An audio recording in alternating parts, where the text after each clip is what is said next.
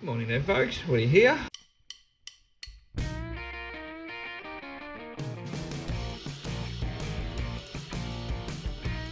Well, this morning I've been out to the Brough markets. About a half an hour away from where I live. This is only on a few times a year.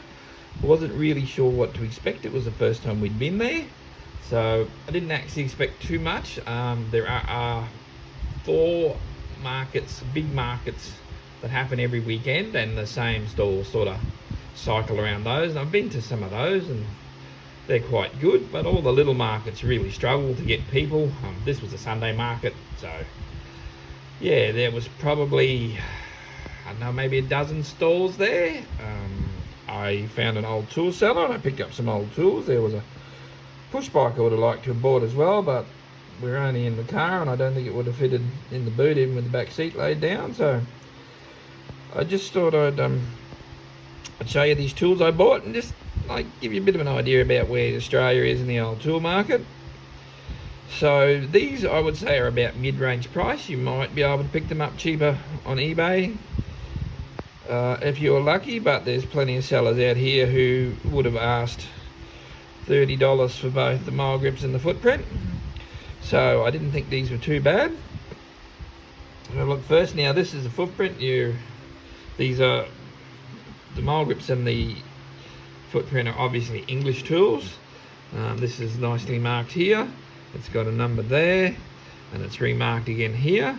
Now I will be pulling these apart and sandblasting them, and yeah, it's been marked with the owner here, ATL, don't know, but anyway, yeah, I paid $10 for those. They appear to be in quite good condition. This, I don't know if this means it's old or not, but you actually have to pull the bolt out to change the spacing. I know Footprint still make these, but I think they're just slide adjustable now. So yeah, this, I don't know whether it makes it an old one or not. So but yeah, that's very interesting. It comes very simply apart like that, just two pieces. So simple, just working on the leverage of the bolt there. It's just, I think they're a brilliant tool, very simple. And yeah, I think I'll just clean that up. Might even put it through the sandblast, I think give it a wire brush, just to see how nice I can get it.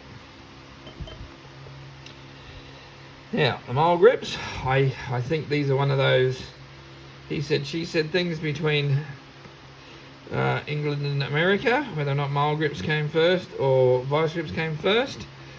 The difference, it seems to be in the jaws. These are obviously quite flat, whereas the vice grips have a bit of a, like a hole in there to grip onto things. So whether that makes these better or worse, I'm not sure. So they're flat about there. So if you're picking up something thick, like if you're doing metalwork or something, I think these would be probably the better design. The jaws are a little bit worn, but for what I'm going to use them for, which is probably nothing ever, that will be fine. I had seen these on the channel the other day and I thought, well, it's not a lot of money, you know. I paid, I think, $30 for a new set of Milwaukee locking pliers, so to get a pair of originals. I don't know if Mile is still making these. I'll do some research. They've got a few welder spats on them, unfortunately, but they're not in too bad a condition at all. They sometimes pop out here if you tighten them very tightly and then snap them real quick, but I don't think that's too much. And the last one is this awesome little ball driver. Now, I paid $5 for this. I kind of think I might have got taken, or maybe it's why it was so cheap, because that tip is damaged. And by the look of it, she's been ground a few times, so there's probably no more life in that.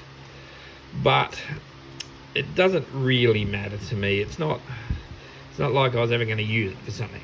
You know, this is just to go, holy shit, where'd you get that old ball driver from? So yeah, I really like the way it sits in my hand there. it sort of makes me want to go out and buy the Vessel ratchet ball driver just to see if it does feel as good like that again, because that's just really nice. Lovely old wooden handle. I have a feeling that it may have actually been hand carved, because it's quite rough on the carving. So I can't find a name on it, but that doesn't really matter. Like I say, it's just a nice thing. So anyway, as I say, I don't think I paid too much for these.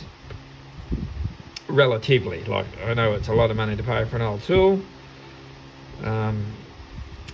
So and if you Americans are looking at it thinking, oh my god, he paid too much, or even the English, just remember that you really need to halve these prices to get to your pounds or dollars. So looking at it that way, it's not too bad. And this is Australia. These tools weren't made here, they had to come here.